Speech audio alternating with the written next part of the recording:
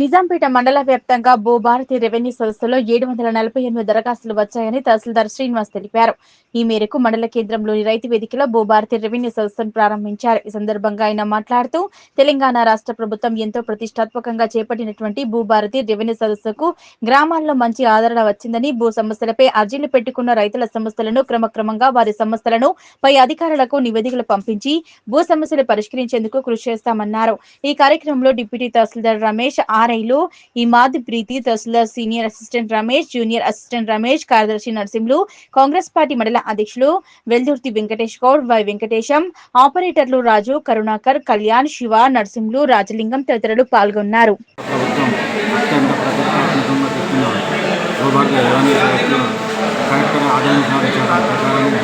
ఈ నెల 3 నుండి ప్రారంభమై ఈ రోజు 12వ తేదీ వరకు ముగింపు జరుగుతుంది. ఇప్పటి వరకు సుమారు 748 దరఖాస్తులు వచ్చినాయి. ఈ సదవకాశాన్ని గ్రామ మండల ప్రజలు వినియోగించుకున్నందుకు వారికి మా మండలం తరఫున కృతజ్ఞతలు తెలపడం జరుగుతుంది.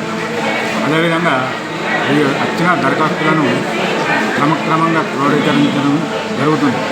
ఏమైనా సమస్యలు దరఖాస్తులు కానీ, ప్రాబ్లం సాల్వ్ కానీ వంటి దరఖాస్తులు కానీ పై అధికారుల ఇన్స్ట్రక్షన్తో ముందు ప్రాబ్లం సాల్వ్ చేయడం జరుగుతుంది.